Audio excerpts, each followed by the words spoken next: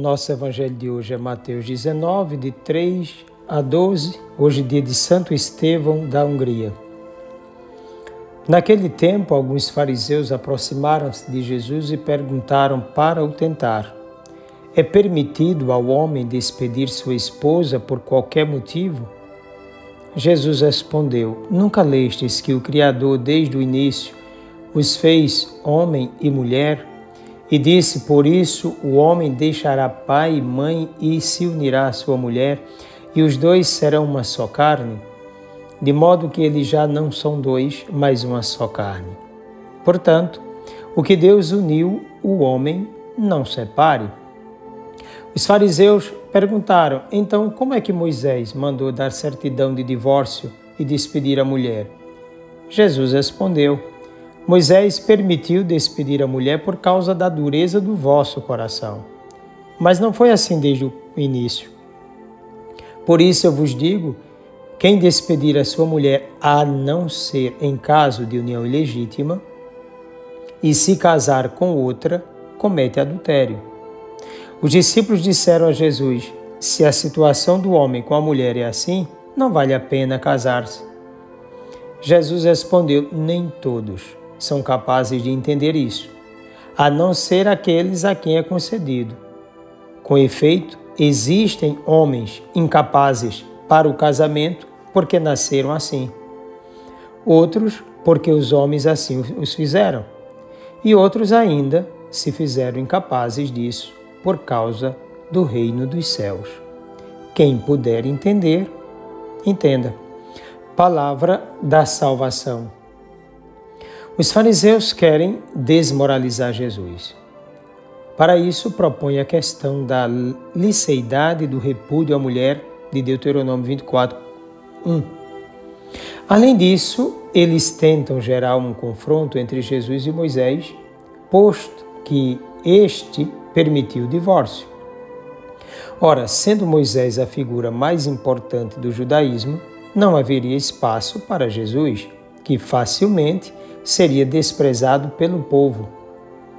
Jesus, por sua vez, sai dessa armadilha e nela coloca-os, deixando-os no confronto com Moisés, quando afirma: Moisés vos permitiu o divórcio das vossas mulheres, porque sois duros de coração.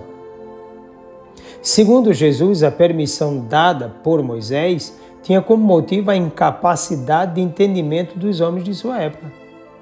Ao dizer isso, Jesus está, de certo modo, ratificando a ignorância dos fariseus muitos séculos depois, querendo dizer que eles continuam incompreensíveis, desumanos, não convertidos, atados aos seus instintos e não à vontade de Deus.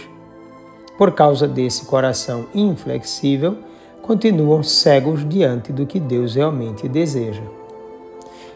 A eles, Jesus explica o que Deus estabeleceu desde o início.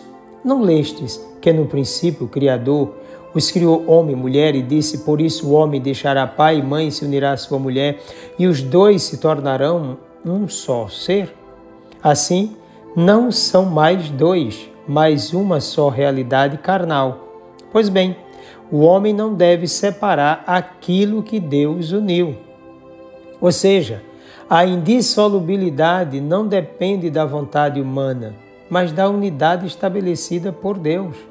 Certamente deve ter-se conhecimento da verdade desse casamento. Há motivos claros de casamentos não concretizados perante a Igreja, mesmo tendo sido celebrados com a assistência de ministros autorizados. O texto de Mateus coloca um caso importante que indica a possibilidade de um repúdio quando se trata de porneia, traduzido como fornicação. Alguns traduzem como adultério, mas o termo grego para adultério é moikeia, de modo que não convém afirmar adultério como motivo para o divórcio com tanta facilidade, uma vez que se trata de um texto complexo. Jesus conclui decididamente, segundo sua autoridade pessoal, colocando acima de tudo a vontade do Pai. E eu vos digo, se alguém se divorciar de sua mulher por um outro motivo que não seja união ilegítima, e esposa uma outra é adúltero. E os que não se casam?